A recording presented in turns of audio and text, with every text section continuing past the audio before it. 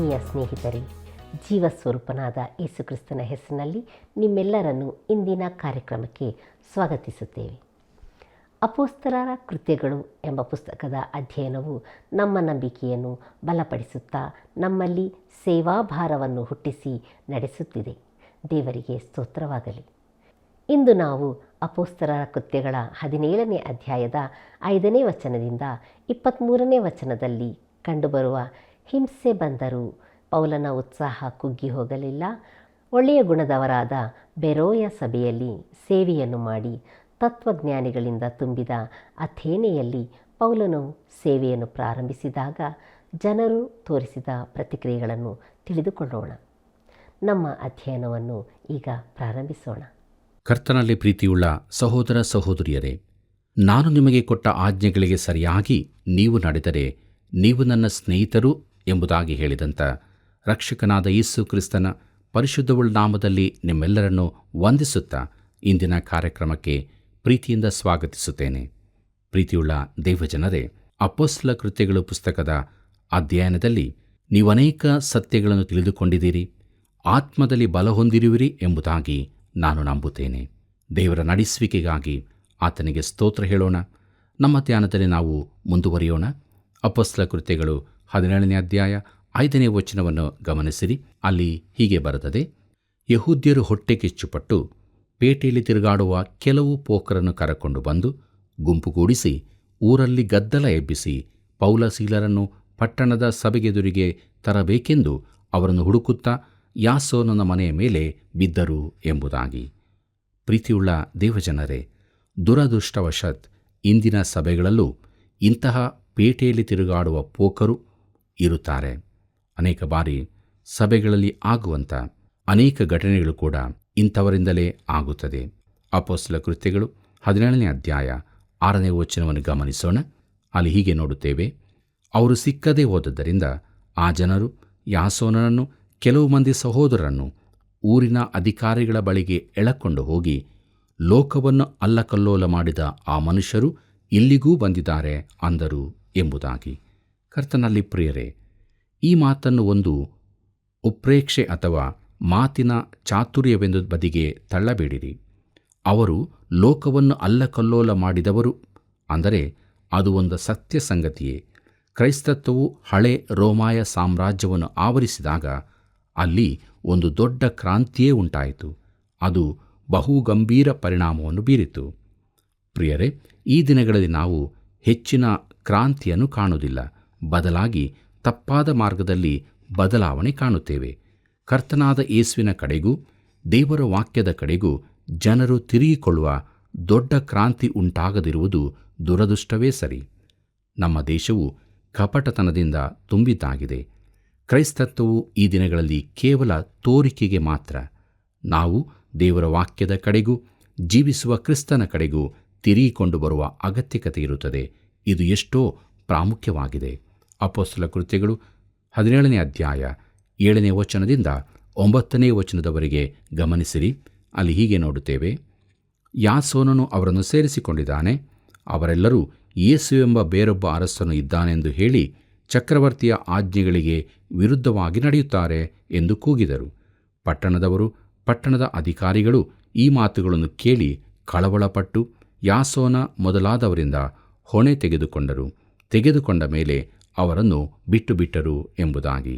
ಪ್ರೀತಿಯುಳ್ಳ ದೇವಜನರೇ, ಇದು ಒಂದು ರೋಮಾಯ ವಸಾಹತು ಆಗಿದ್ದು ಕೈಸರನ ಆಜ್ಞೆಗಳಿಗನುಸಾರವಾಗಿ ನಡೆಸಲ್ಪಡುತ್ತಿತ್ತು ಎಂಬುದನ್ನು ನೆನಪಿನಲ್ಲಿಡಿರಿ. ಯಾಸೋನನಿಂದ ಹೊಣೆಯನ್ನು ತೆಗೆದುಕೊಂಡರು ಎಂಬುದಾಗಿ ನೋಡುವಾಗ, ಯಾಸೋನನು ಅವರಿಗಾಗಿ ಹೊಣೆಯಾಗಿ ಜಾಮೀನು ನೀಡಬೇಕಾಯಿತು ಎಂದು. ಪ್ರೀತಿಯುಳ್ಳ ಸಹೋದರ ಸಹೋದರಿಯರೇ, ಮುಂದಕ್ಕೆ ನಾವು ಬೇರೋಯದಲ್ಲಿ ಪೌಲನ ಸೇವೆ ಎಂಬ ವಿಚಾರವನ್ನು ನೋಡೋಣ. ಅಪೊಸ್ತಲ ಕೃತ್ಯಗಳು 17ನೇ ಅಧ್ಯಾಯ 10ನೇ ವಚನ ಹೀಗೆ ಹೇಳುತ್ತದೆ: ಕೂಡಲೇ ಸಹೋದರರು ರಾತ್ರಿಯಲ್ಲಿ ಪೌಲ ಸೀಲರನ್ನು ಬೇರೋಯಕ್ಕೆ ಕಳುಹಿಸಿಬಿಟ್ಟರು. ಅವರು ಅಲ್ಲಿಗೆ ಸೇರಿ ಯಹೂದ್ಯರ ಸಭಾಮಂದಿರದೊಳಕ್ಕೆ ಹೋದರು ಎಂಬುದಾಗಿ. ಕರ್ತನಲ್ಲಿ ಪ್ರಿಯರೇ, ಈ ಎಲ್ಲ ಘಟನೆಗಳಿಂದಾಗಿ ಪೌಲನ ಉತ್ಸಾಹವು ಕುಗ್ಗಿಹೋಯಿತೆಂದು ನೀವು ಭಾವಿಸಬಹುದು. ಅವನ ವೇಗ ತಗ್ಗಿತೆಂದು ಎಣಿಸಿರಬಹುದು. ಆದರೆ ಪ್ರಿಯರೇ, ಅವನ ಆಸಕ್ತಿಯೇನೂ ಕಡಿಮೆಯಾಗಲಿಲ್ಲ. ಅವನು ಬೇರೋಯಕ್ಕೆ ಹೋದನು. ಅದು ತೀರಕ್ಕೆ ಸಮೀಪದ ಪಟ್ಟಣವಾಗಿತ್ತು. ಅಪೊಸ್ತಲ ಕೃತ್ಯಗಳು 17ನೇ ಅಧ್ಯಾಯ 11ನೇ ವಚನವನ್ನು ಗಮನಿಸೋಣ. ಅಲ್ಲಿ ಹೀಗೆ ನೋಡುತ್ತೇವೆ, ಆ ಸಭೆಯವರು ಥೆಸಲೋನಿಕದವರಿಗಿಂತ ಸದ್ಗುಣವುಳ್ಳವರಾಗಿದ್ದರು. ದೇವರ ವಾಕ್ಯವನ್ನು ಶುದ್ಧ ಮನಸ್ಸಿನಿಂದ ಅಂಗೀಕರಿಸಿ ಇವರು ಹೇಳುವ ಮಾತು ಹೌದೋ ಏನೋ ಎಂಬ ವಿಷಯದಲ್ಲಿ ಪ್ರತಿದಿನವೂ ಶಾಸ್ತ್ರಗ್ರಂಥಗಳನ್ನು ಶೋಧಿಸುತ್ತಿದ್ದರು ಎಂಬುದಾಗಿ. ಪ್ರೀತಿಯುಳ್ಳ ದೇವಜನರೇ, ಇಲ್ಲಿನ ಜನರು ಒಳ್ಳೆಯ ಗುಣದವರಾಗಿದ್ದರು. ಅವರು ಶಾಸ್ತ್ರಗಳನ್ನು ಪರಿಶೋಧಿಸುತ್ತಿದ್ದರು. ಬೇರೋಯದಲ್ಲಿ ಒಂದು ಸಭೆ ಸ್ಥಾಪಿತವಾಯಿತು. ಈ ಸಭೆಯ ಕುರಿತಾಗಿ ನಾವು ಹೆಚ್ಚಾಗಿ ಏನನ್ನೂ ಕೇಳುವುದಿಲ್ಲ. ಹಿಂಸೆ ಬಲವಾಗಿದ್ದ ಕಡೆಗಳಲ್ಲಿ ಬಲವಾದ ಸಭೆಗಳು ಎದ್ದು ಬಂದವು ಎಂಬುದಾಗಿ ನಾವು ನೋಡುತ್ತೇವೆ. ಈಗಿನ ಒಂದು ತೊಂದರೆ ಏನೆಂದರೆ ಸಭೆಗೆ ಹಿಂಸೆ ಉಂಟಾಗುವುದಿಲ್ಲ. ಸಭೆ ತನ್ನಷ್ಟಕ್ಕೆ ತಾನೇ ನಡೆಯುತ್ತಾ ಇರುತ್ತದೆ. ಸಾಮಾನ್ಯ ಕ್ರೈಸ್ತನು ಎಲ್ಲರಂತೆ ಜೀವಿಸುತ್ತಾ ಇರುತ್ತಾನೆ. ಆದರೆ ಮೊದಲನೇ ಶತಮಾನದಲ್ಲಿ ಆಗಿರಲಿಲ್ಲ. ಕರ್ತನಲ್ಲಿ ಪ್ರಿಯರೇ, ಅಪೊಸ್ತಲ ಕೃತ್ಯಗಳು 17ನೇ ಅಧ್ಯಾಯ 12ನೇ ವಚನ ಹೀಗೆ ಹೇಳುತ್ತದೆ, ಹೀಗಿರಲಾಗಿ ಅವರಲ್ಲಿ ಬಹಳ ಮಂದಿ ನಂಬಿದರು. ಅದಲ್ಲದೆ ಕುಲೀನರಾದ ಗ್ರೀಕ್ ಹೆಂಗಸರಲ್ಲಿಯೂ ಗಂಡಸರಲ್ಲಿಯೂ ಅನೇಕರು ನಂಬಿದರು ಎಂಬುದಾಗಿ. ಪ್ರಿಯರೇ, ಇಲ್ಲಿಯೂ ಲೂಕನು ಬಹಳ ಮಂದಿ ಎಂಬುದಾಗಿ ಹೇಳುತ್ತಾನೆ. ಅಂದರೆ ಗಂಡಸರಲ್ಲಿ, ಕುಲೀನ ಸ್ತ್ರೀಯರಲ್ಲಿಯೂ ತುಂಬ ಮಂದಿ ನಂಬಿದ್ದರು ಎಂದು ಅರ್ಥ. ಮುಂದಕ್ಕೆ ನಾವು ಅಪೊಸ್ತಲ ಕೃತ್ಯಗಳು 17ನೇ ಅಧ್ಯಾಯ 13 ಮತ್ತು 14ನೇ ವಚನವನ್ನು ಗಮನಿಸೋಣ.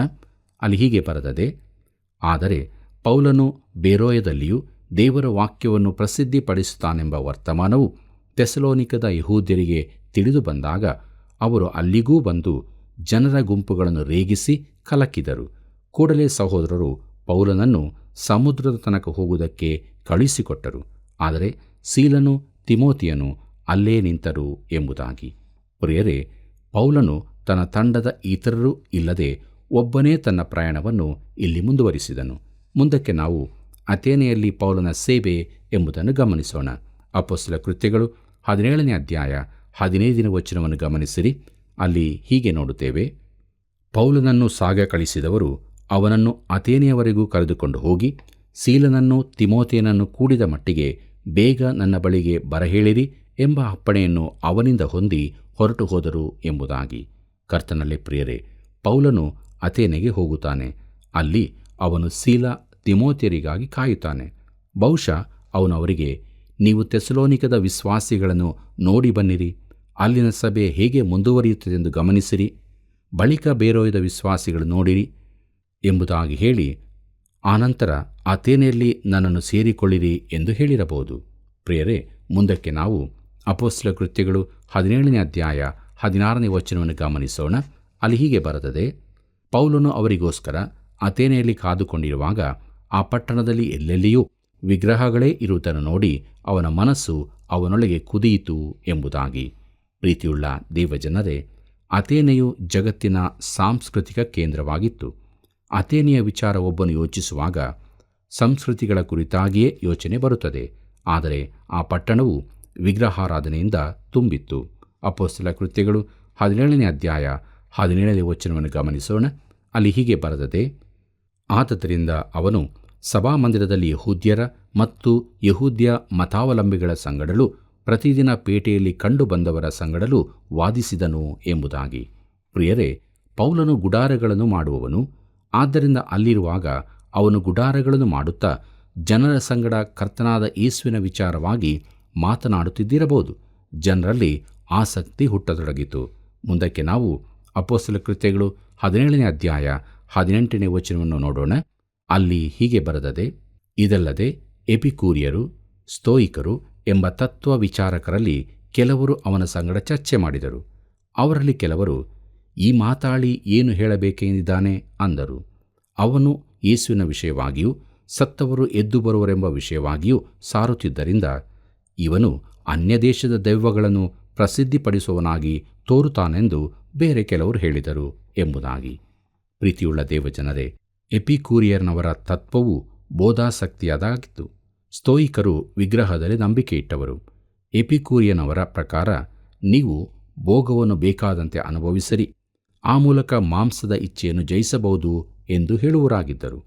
ಅಮಲು ಪದಾರ್ಥ ಬೇಕಿದ್ದರೆ ದೇಹ ಆಶಿಸುವಷ್ಟು ಕುಡಿ, ಕಾಮದಾಶೆಯಾದರೆ ಹಿಂದಿನ ನವನೈತಿಕತೆಯಂತೆ ಜೀವಿಸುತ್ತಿದ್ದರು. ಆದರೆ ಇವರಿಗೆ ಪ್ರತಿಯಾಗಿ ಸ್ತೋಯಿಕರು ತಮ್ಮ ದೇಹದ ಆಶೆಗಳನ್ನು ನಿಯಂತ್ರಣದಲ್ಲಿರಿಸಿಕೊಳ್ಳಬೇಕೆಂದು ಹೇಳುತ್ತಿದ್ದರು. ಕರ್ತನಲ್ಲಿ ಪ್ರಿಯರೇ, ಎರಡೂ ತತ್ವಗಳ ಪ್ರತಿಪಾದಕರು ಪೌಲನ ಬಳಿಗೆ ಬಂದು ಅವನ ಮಾತುಗಳನ್ನು ಕೇಳಬೇಕೆಂದು ಬಯಸಿದರು. ಪೌಲನು ತುಂಬ ಮಾತನಾಡುತ್ತಿದ್ದರಿಂದ ಅವನನ್ನು ಮಾತಾಳಿ ಎಂದು ಕರೆದರು. ಅವನ ಮಾತಿನ ವಿಚಾರಗಳು ಅವರಿಗೆ ಹೊಸದಾಗಿತ್ತು. ಯೇಸುವಿನ ಹಾಗೂ ಆತನ ಪುನರುತ್ಥಾನದ ವಿಷಯಗಳು ಅವರಿಗೆ ಅನ್ಯರ ದೆವ್ವವಾಗಿತ್ತು. ಪ್ರಿಯರೇ, ಪೌಲನು ತನ್ನ ವಿಚಾರಗಳನ್ನು ಪ್ಲೇಟೋವಿನಿಂದ ಪಡೆದನೆಂದು ಜನರು ಹೇಳುವುದನ್ನು ಕೇಳಿದ್ದೇನೆ. ಅವನು ದೈಹಿಕ ಪುನರುತ್ಥಾನವನ್ನು ನಂಬಿರಲಿಲ್ಲ. ಆದರೆ ಪ್ಲೇಟೋನ ತತ್ವದಂತೆ ಆತ್ಮಿಕ ಪುನರುತ್ಥಾನವನ್ನು ಕುರಿತು ಹೇಳುತ್ತಾನೆಂದು ಅವರು ಹೇಳುತ್ತಿದ್ದರು. ಅದು ಹೆಚ್ಚು ಕಡಿಮೆ ಒಬ್ಬ ವ್ಯಕ್ತಿಯ ಪ್ರಭಾವವು ಸಮಾಜದಲ್ಲಿ ಹರಡಿಕೊಂಡಂತಿತ್ತು. ಮರಣಾನಂತರದ ಜೀವಿತ ಇದೇ ಆಗಿದೆ. ಇಂಥ ವಿಚಾರಗಳನ್ನು ನಾವು ಈ ದಿನಗಳಲ್ಲಿಯೂ ಕೇಳುತ್ತೇವೆ. ಅದು ಆಧುನಿಕ ಉದಾರವಾದಿತ್ವದಲ್ಲಿಯೂ ಇದೆ. ಅದು ಹೊಸದೇನೂ ಅಲ್ಲ, ಹಳೆ ಗ್ರೀಕ್ ತತ್ವವೇ ಆಗಿರುತ್ತದೆ. ಆದರೆ ಪ್ರಿಯರೇ, ಈ ತತ್ವಜ್ಞಾನಿಗಳು ಪೌಲನ ಮಾತುಗಳ ಅರ್ಥವನ್ನು ತಿಳುಕೊಳ್ಳಲಾರದೆ ಹೋದರು. ಪೌಲನ ಮಾತುಗಳು ಅವರಿಗೆ ತುಂಬ ಆಳವಾಗಿತ್ತು. ಈ ಸಮಯದಲ್ಲಿ ತತ್ವಶಾಸ್ತ್ರಗಳು ಅಥೇನೆಯಲ್ಲಿ ತುಂಬ ಬೇರೂರಿದ್ದವು. ಆದರೂ ಅವರು ಅವನ ಮಾತುಗಳನ್ನು ಕೇಳಬೇಕೆಂದು ಆಶಿಸಿದರು. ಮುಂದಕ್ಕೆ ನಾವು ನೋಡೋಣ. ಅಪೊಸ್ತಲ ಕೃತ್ಯಗಳು 17ನೇ ಅಧ್ಯಾಯ 19ನೇ ವಚನವನ್ನು. ಅವರು ಅವನನ್ನು ಹಿಡಿದು ಅರಿಯೋಪಾಗಕ್ಕೆ ಕರಕೊಂಡು ಹೋಗಿ, ನೀನು ಹೇಳುವ ಈ ನೂತನ ತರವಾದ ಉಪದೇಶವನ್ನು ನಾವು ತಿಳಿಯಬಹುದೇ ಎಂದರು. ಪ್ರೀತಿಯುಳ್ಳ ದೇವಜನರೇ, ಅರಿಯೋಪಾಗವೆಂದರೆ ಬಂಡೆಗಳಿಂದುಂಟಾದ ಸ್ಥಳ. ಅದರ ತುದಿಯಲ್ಲಿ ಅಥೇನೆ ದೇವತೆಯ ಗುಡಿಗಳು, ಕಟ್ಟಡಗಳು ಇದ್ದವು. ನಿಜವಾಗಿ ಅದು ಒಂದು ಅಂದವಾದ ಸ್ಥಳವಾಗಿತ್ತು. ಅಂದವಾದ ಕಟ್ಟಡಗಳು, ಸುಂದರ ವಿಗ್ರಹಗಳು ಅಲ್ಲಿದ್ದವು. ಆದರೆ ಅದು ಮೂರ್ತಿ ಪೂಜಕರು ತುಂಬಿದ ಸ್ಥಳವಾಗಿತ್ತು. ಪ್ರಿಯರೇ, ಅದು ಊರಪೇಟೆಯ ಜಾಗಕ್ಕಿಂತ ಮೇಲಕ್ಕೆ ಇತ್ತು. ಅವರು ಪೌಲನನ್ನು ಅಲ್ಲಿಗೆ ಕರಕೊಂಡು ಬಂದರು. ಅಲ್ಲಿನ ಎತ್ತರವಾದ ಸ್ಥಳದಲ್ಲಿ ಪೌಲನ ಮಾತುಗಳು ಬರೆಯಲ್ಪಟ್ಟಿವೆ. ಆ ಸ್ಥಳಕ್ಕೆ ಬಂದ ಪ್ರವಾಸಿಗಳು ಅದನ್ನು ಓದಬಹುದು. ಪ್ರಿಯರೇ, ಈ ಗ್ರೀಕ್ ತತ್ವಜ್ಞಾನಿಗಳು ಪೌಲನೊಂದಿಗೆ ಹೇಳಿದರು, ನೀನು ಹೇಳುವ ಈ ಹೊಸ ಬೋಧನೆ ಏನೆಂದು ನಾವು ತಿಳ್ಕೊಳ್ಳಬಹುದೇ ಎಂಬುದಾಗಿ. ಪ್ರಿಯರೇ, ಅವರು ಅದರ ಕುರಿತಾಗಿ ಹೆಚ್ಚಾಗಿ ತಿಳ್ಕೊಳ್ಳಬೇಕೆಂದಿದ್ದರು. ಅವರು ಸಂಪೂರ್ಣ ಕತ್ತಲೆಯಲ್ಲಿದ್ದರು. ಅವರ ಸ್ಥಿತಿ ಗಲಾತ್ಯ, ಫಿಲಿಪ್ಪಿ, ಥೆಸಲೋನಿಕದವರ ಸ್ಥಿತಿಗಿಂತಲೂ ಕೆಟ್ಟದಾಗಿತ್ತು. ಯಾಕೆಂದರೆ ಅವರು ತಮಗೆ ತಿಳಿದಿದೆ ಎಂದು ನಂಬಿದ್ದರು. ಪ್ರಿಯರೇ, ಸುವಾರ್ತೆಗೂ ದೇವರ ವಾಕ್ಯಕ್ಕೂ ತಲುಪಲು ಅತೀ ಕಷ್ಟಕರವಾದ ಜನರೆಂದರೆ ಸಭಾ ಸದಸ್ಯರು. ಯಾಕೆಂದರೆ ಅವರು ತಮಗೆ ಅದು ಅವಶ್ಯವಿಲ್ಲವೆಂದು ನೆನೆಸುತ್ತಾರೆ. ಸುವಾರ್ತೆಯು ತುಂಬ ಕೆಟ್ಟು ಹೋದವರಿಗೆ ಅವಶ್ಯವೆಂದು ಅವರು ನೆನೆಸುತ್ತಿದ್ದರು. ಪ್ರಿಯರೇ, ಸಭಾ ಸದಸ್ಯರಲ್ಲನೇಕರು ಕೆಟ್ಟು ಹೋದವರು, ಪಾಪದಿಂದ ತುಂಬಿದವರೂ ಇದ್ದಾರೆ. ಆದರೆ ತಮ್ಮನ್ನು ಪಾಪಗಳಿಂದ ರಕ್ಷಿಸಲಿಕ್ಕೂ ತಮ್ಮ ಜೀವಿತ ದೇವರೊಂದಿಗೆ ತಕ್ಕದಾಗಿ ಕಾಣುವುದಕ್ಕೂ ತಮಗೊಬ್ಬ ರಕ್ಷಕನ ಅವಶ್ಯಕತೆ ಇದೆ ಎಂದು ತಿಳಿಯದವರಾಗಿದ್ದರು. ಪ್ರೀತಿಯುಳ್ಳ ದೇವಜನರೇ, ಅಪೊಸ್ತಲ ಕೃತ್ಯಗಳು 17ನೇ ಅಧ್ಯಾಯ 20 ಮತ್ತು 21ನೇ ವಚನವನ್ನು ನೋಡೋಣ. ಅಲ್ಲಿ ಹೀಗೆ ಬರೆದದೆ, ಅಪೂರ್ವವಾದ ಸಂಗತಿಗಳು ನಮಗೆ ಶ್ರುತಪಡಿಸುತ್ತೀಯಲ್ಲ, ಆದ ಕಾರಣ ಅವೇನಿದ್ದಾವು ತಿಳಿಯಬೇಕೆಂದು ನಮಗೆ ಅಪೇಕ್ಷೆಯದೆ ಅಂದರು. ಅಥೇನೆಯವರು, ಅಲ್ಲಿ ವಾಸವಾಗಿದ್ದ ಪರಸ್ಥಳದವರು ಹೊಸ ಹೊಸ ಸಂಗತಿಗಳನ್ನು ಹೇಳುವುದಕ್ಕೂ ಕೇಳುವುದಕ್ಕೂ ಹೊರತು ಬೇರೆ ಯಾವುದಕ್ಕೂ ಸಮಯ ಕೊಡುತ್ತಿರಲಿಲ್ಲ ಎಂಬುದಾಗಿ. ಪ್ರೀತಿಯುಳ್ಳ ದೇವಜನರೇ, ಈ ದಿನಗಳಲ್ಲಿ ಮುಂದುವರಿದ ಅನೇಕ ದೇಶಗಳು ಇದೇ ರೀತಿಯಲ್ಲಿದೆ. ಕೆಲವು ಪ್ರದರ್ಶನಗಳನ್ನು ನೋಡಿದ್ದೀರೋ, ಕಣ್ಣೀರು ಬರುವಷ್ಟು ನಿಸ್ಸಾರವಾಗಿರುತ್ತವೆ. ಪ್ರತಿಯೊಬ್ಬನೂ ಏನಾದರೊಂದು ಹೊಸದನ್ನು ತರಬೇಕೆಂದಿರುತ್ತಾನೆ. ಪ್ರತಿಯೊಬ್ಬನೂ ಏನಾದರೂ ವಿಶೇಷವಾದದೆಂದು ಹೇಳಲು ಪ್ರಯತ್ನಿಸುತ್ತಾನೆ. ಈ ಪ್ರಯತ್ನದಲ್ಲಿ ಅವರು ತುಂಬ ಪ್ರಯಾಸದ ಪ್ರಯತ್ನಗಳನ್ನು ಮಾಡುತ್ತಾರೆ. ಆದರೆ ಎಲ್ಲರೂ ಸೋತು ಹೋಗುತ್ತಾರೆ. ಅಥೇನೆಯೂ ಕೂಡ ಇಂಥ ಸ್ಥಿತಿಯಲ್ಲಿಯೇ ಇತ್ತು. ಪ್ರೀತಿಯುಳ್ಳ ದೇವಜನರೇ, ಅಥೇನೆಯಲ್ಲಿ ತುಂಬ ಮಂದಿ ಉಂಡಾಡಿಗಳಿದ್ದಿರಬಹುದು. ಅವರು ಯಾವ ಕೆಲಸ ಕಾರ್ಯವನ್ನು ಮಾಡುತ್ತಿರಲಿಲ್ಲ. ಅವರು ಏನಾದರೊಂದು ಹೊಸ ವಿಚಾರವನ್ನು ತೆಗೆದುಕೊಂಡು ಮಾತನಾಡುತ್ತಾರೆ. ಮಾನವ ಜನಾಂಗವು ಇಂಥ ದುರ್ಗತಿಯ ಸ್ಥಿತಿಗೆ ತಲುಪಿದೆ. ಅವರು ಏನನ್ನೂ ತಿಳಿದಿರದಿದ್ದರೂ ತಮಗೆ ತಿಳಿದಿದೆ ಎಂದು ನೆನೆಸಿಕೊಳ್ಳುತ್ತಾರೆ. ಆದರೆ ಪ್ರಿಯರೇ, ಜಗತ್ತಿನಲ್ಲಿನ ಅತಿ ಪ್ರಾಮುಖ್ಯ ವಿಚಾರಗಳನ್ನು ಅವರು ತಿಳಿದಿರುವುದಿಲ್ಲ. ಪೌಲನು ಆ ಬೆಟ್ಟದಲ್ಲಿ ಸೋತು ಹೋದನು, ಅಥೇನೆಯಲ್ಲಿ ಅವನಿಗೆ ಮುಖಭಂಗವಾಯಿತೆಂದು ಹೇಳುವವರಿದ್ದಾರೆ. ಆದರೆ ನಾನು ಅದನ್ನು ಎಂದಿಗೂ ಒಪ್ಪುವುದಿಲ್ಲ. ಪೌಲನು ಪ್ರಸಂಗಿಸಿದ ಪ್ರಸಂಗಗಳಲ್ಲಿ ಇದು ಅತ್ಯುತ್ತಮವಾದದ್ದೆಂದು ನಾನು ನಂಬುತ್ತೇನೆ. ಅಪೊಸ್ತಲ ಕೃತ್ಯಗಳು 17ನೇ ಅಧ್ಯಾಯ 22ನೇ ವಚನವನ್ನು ಗಮನಿಸೋಣ. ಅಲ್ಲಿ ಹೀಗೆ ಬರೆದದೆ, ಪೌಲನು ಅರಿಯೋಪಾಗದ ಮಧ್ಯದಲ್ಲಿ ನಿಂತುಕೊಂಡು ಹೇಳಿದ್ದೇನೆಂದರೆ, ಅಥೇನಿಯ ಜನರೇ, ನೀವು ಎಲ್ಲದರಲ್ಲೂ ಅತಿ ಭಕ್ತಿವಂತರೆಂದು ನನಗೆ ತೋರುತ್ತದೆ ಎಂಬುದಾಗಿ. ಪ್ರೀತಿಯುಳ್ಳ ಸಹೋದರ ಸಹೋದರಿಯರೇ, ಪೌಲನು ತನ್ನ ಮಾತುಗಳನ್ನು ಸಾಮಾನ್ಯ ರೀತಿಯಲ್ಲಿ ಪ್ರಾರಂಭಿಸುತ್ತಾನೆ. ಅಥೇನಿಯ ಜನರೇ ಎಂದು ಸಂಬೋಧಿಸಿ ಬಳಿಕೆ ಹೇಳುತ್ತಾನೆ, ನೀವು ಅತಿ ಭಕ್ತಿವಂತರೆಂದು ನನಗೆ ತೋರುತ್ತದೆ ಎಂಬುದಾಗಿ. ಪ್ರಿಯರೇ, ಅಥೇನೆಯವರು ಅತಿ ಧಾರ್ಮಿಕ ಜನರಾಗಿದ್ದರು. ಆ ಪಟ್ಟಣವಿಡೀ ವಿಗ್ರಹಗಳಿಂದ ತುಂಬಿತ್ತು. ಅಥೇನೆಯವರು ಗ್ರೀಕರು ದೇವತೆಗಳ ದೊಡ್ಡ ದಂಡನ್ನೇ ಹೊಂದಿದ್ದರು. ಚಿಕ್ಕ ದೇವರು, ದೊಡ್ಡ ದೇವರು, ಪ್ರತಿಯೊಂದಕ್ಕೂ ಒಬ್ಬ ದೇವರಿದ್ದರು. ಪೌಲನು ಇದನ್ನೇ ಹೇಳಿದ್ದು ಅವರು ಅತಿ ಧಾರ್ಮಿಕರಾಗಿದ್ದರು ಎಂದು. ಪ್ರಿಯರೇ, ಕೆಲವೊಮ್ಮೆ ನನಗೆ ಈ ಮಾತುಗಳು ಕೇಳಿಬರುತ್ತವೆ. ನಾವು ವಿದೇಶಗಳಿಗೆ ಯಾಕೆ ಸೌವಾರ್ತಿಕರನ್ನು ಕಳುಹಿಸಬೇಕು? ಅವರಿಗೆ ಅವರದೇ ಆದ ಧರ್ಮ ಹೊಂದಿದೆಯಲ್ಲ. ಪೌಲನ ಮಾತು ಸರಿಯಾಗಿ ತಿಳಿಯಬೇಕಾದರೆ ಮೂಢನಂಬಿಕೆ ಎಂಬ ಶಬ್ದ ಸಾಕಾಗುವುದಿಲ್ಲ. ಇದು ಅಥೇನೆಯ ಸ್ಥಿತಿಯಾಗಿತ್ತು. ಪೌಲನು ಅಥೇನೆಗೆ ಹೋದಾಗ ಯಾರಾದರೂ ನೀನು ಅಥೇನೆಗೆ ಯಾಕೆ ಹೋಗುತ್ತೀ? ಅವರಿಗೆ ಅವರ ಧರ್ಮವಿದೆಯಲ್ಲ ಎಂದು ಹೇಳುತ್ತಿದ್ದರೆ ಪೌಲನು ಉತ್ತರಿಸುತ್ತಿದ್ದನು, ಅದೇ ಅವರ ಸಮಸ್ಯೆ, ಅವರಲ್ಲಿ ಬೇಕಾದಕ್ಕಿಂತ ಹೆಚ್ಚು ಧರ್ಮಗಳಿವೆ ಎಂಬುದಾಗಿ. ಪ್ರಿಯರೇ, ಅನೇಕ ವರ್ಷಗಳ ಹಿಂದೆ ನನ್ನ ಒಬ್ಬ ಪ್ರಸಂಗಿ ಮಿತ್ರ ಈ ರೀತಿಯಾಗಿ ಹೇಳಿದ್ದರು, ನಾನು ಕ್ರಿಸ್ತನ ಬಳಿಗೆ ಬಂದಾಗ ನನ್ನ ಧರ್ಮವನ್ನು ಕಳಕೊಂಡೆ. ಕ್ರಿಸ್ತನನ್ನು ಕಂಡುಕೊಳ್ಳುವುದಕ್ಕಾಗಿ ತಮ್ಮ ಧರ್ಮವನ್ನು ತ್ಯಜಿಸಬೇಕಾದ ಅಗತ್ಯವಿರುವ ಅನೇಕರು ನಮ್ಮ ಸಭೆಗಳಲ್ಲಿದ್ದಾರೆ. ಕೆಲವು ಜನರು ಹೇಳುತ್ತಾರೆ, ಜನರು ರಕ್ಷಿಸಲ್ಪಡಲಾರದಷ್ಟು ಕೆಟ್ಟು ಹೋಗಿದ್ದಾರೆ ಎಂಬುದಾಗಿ. ಪ್ರಿಯರೇ, ನಿಜವಾದ ಸಮಸ್ಯೆ ಎಂದರೆ ಜನರು ರಕ್ಷಣೆ ಹೊಂದದಷ್ಟು ಒಳ್ಳೆಯವರಾಗಿದ್ದಾರೆ. ತಾವು ಧಾರ್ಮಿಕರು, ಒಳ್ಳೆಯವರು, ಯೋಗ್ಯತೆಯುಳ್ಳವರು ಎಂದು ಅವರು ನೆನೆಸುತ್ತಾರೆ. ಪ್ರಿಯ ಸ್ನೇಹಿತರೆ, ಎಲ್ಲ ಮನುಷ್ಯರು ಕ್ರಿಸ್ತನಿಲ್ಲದೆ ನಾಶನಕ್ಕೆ ಹೋಗುತ್ತಿದ್ದಾರಾದ್ದರಿಂದ ನಾವು ಎಲ್ಲರಿಗೂ ಸುವಾರ್ತೆಯನ್ನು ತಿಳಿಸಬೇಕಾಗಿದೆ. ಪೌಲನು ಅಥೇನೆಗೆ ಹೋದ ಕಾರಣವೂ ಇದೇ ಆಗಿತ್ತು. ಅಥೇನೆಯವರು ಸುವಾರ್ತೆಯ ಸಂದೇಶವನ್ನು ಕೇಳುವ ಅವಶ್ಯಕತೆ ಇತ್ತು. ಪ್ರೀತಿಯುಳ್ಳ ದೇವಜನರೇ, ನಮ್ಮ ಕಾರ್ಯಕ್ರಮದಲ್ಲಿ ಕೊನೆಯದಾಗಿ ನಾವು ಅಪೊಸ್ತಲ ಕೃತ್ಯಗಳು 17ನೇ ಅಧ್ಯಾಯ 23ನೇ ವಚನವನ್ನು ಗಮನಿಸೋಣ.